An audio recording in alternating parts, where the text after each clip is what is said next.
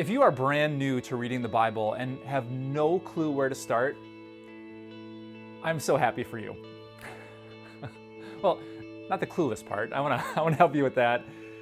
But if you, maybe for the first time in your entire life, are excited to open this book, to learn about God, and to deepen your faith, that is one of the most important moments of a person's entire life.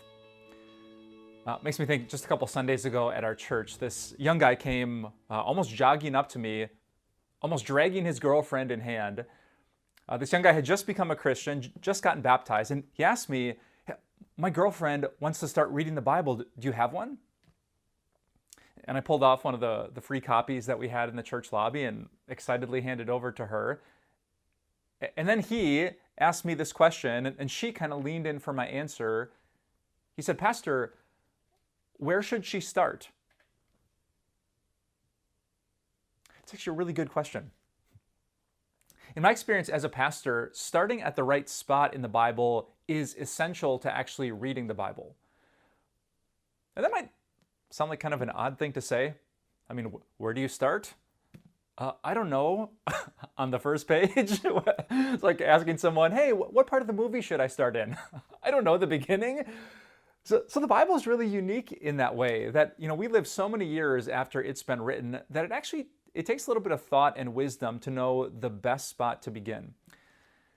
And that's why today and in a bunch of videos to come, I want to share with you what I think, from my experience, the best progression to read the Bible in. And it's still going to take you some time and it will still require some effort, but I hope it's a really good, easy to follow path that gets you closer to God and stronger in your faith. So if you're ready for that journey, here's my first suggestion.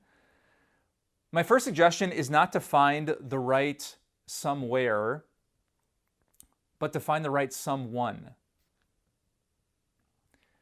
Here's what I mean by that. You could start on page 1 of the Bible or halfway through the Bible or with the life of Jesus in the Gospels, but I think if you try to read any of it by yourself, you're going to run into some problems really quickly.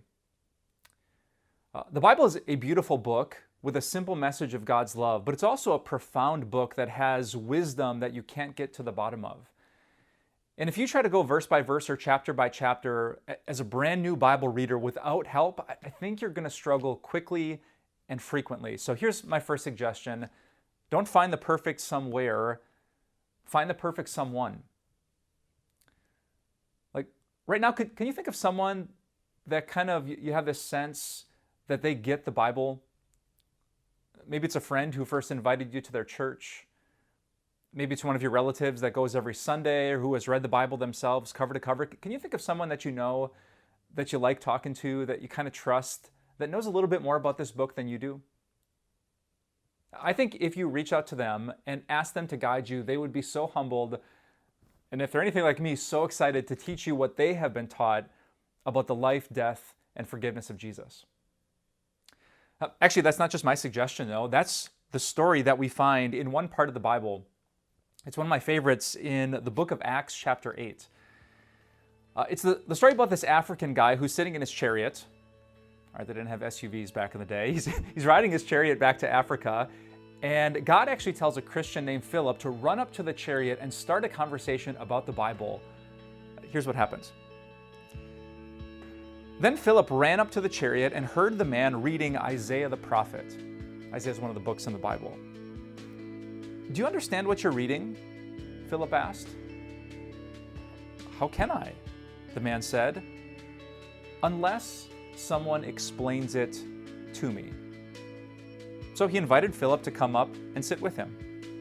The man asked Philip, "Tell me please, who is the prophet Isaiah talking about, himself or someone else?" Then Philip began with that very passage of Scripture and told him the good news about Jesus. I love that so much. Do you understand what you're reading? And the guy's humble enough to admit, how can I? Unless someone who knows it helps me with it. That's my prayer for you.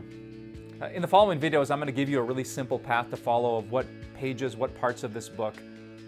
But the most important thing you could do is to reach out, to humbly ask, I'm never going to understand this without help. Would you help me? In this book, Jesus once said, "Those who humble themselves will be exalted." So if you want to be exalted with knowledge, with God's love, with His forgiveness, for knowing Him in a personal and intimate way, humble yourself and ask someone, "Would you help?" That's the first and very best spot to start when you start reading the Bible.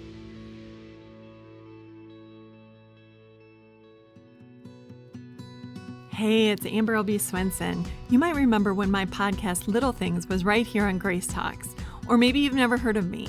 Either way, I want to invite you to listen to Little Things, which is now its own podcast.